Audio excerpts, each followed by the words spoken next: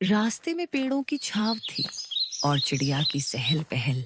जैसे ही दोनों खेत के पास पहुंची, मीरा ने दूर से किसी की परछाई देखी। दीदी, वह देखो, वह कमल ही है ना। कमल उनके सामने खड़ा हो गया, आंखों में गुस्सा, चेहरे पर घमंड। वो वहीं दोनों बहनों का रास्ता रोककर उनसे बात करने लगा। बहुत घमंड आ गया है तुम दोनों में। पहले जब हम साथ में रहते थे, तब तुम दोनों बहुत मासूम बनने का नाटक कर रहे थे और तो और जुबान भी नहीं खोलते थे। लेकिन अब जैसे गांव की मालकिन बन गई हो तुम लोग। कमल भैया, हमने किसी से कुछ छीना नहीं है, बस जो हमारा हक था वही लिया है। हम आज भी किसी से बैर नहीं रखते और ना ही पहले किसी से मेहरबानी ली थे। तुम लोगों को लगता है कि इतनी आसानी से सब कुछ ले लोगी।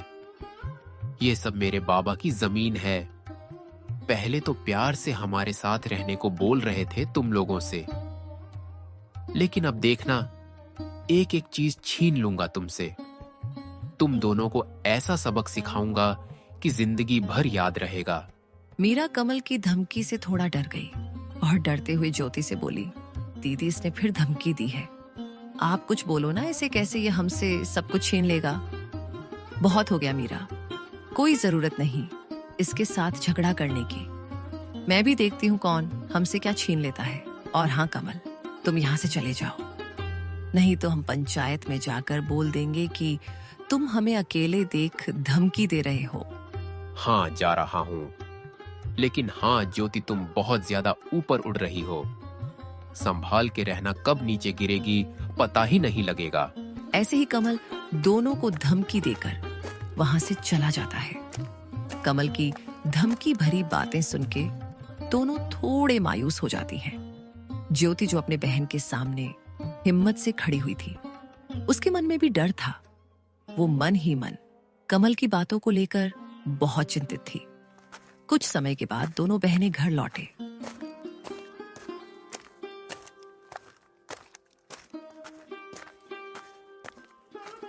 घर लौटकर दोनों बहनें चिंता में डूबे हुए थे।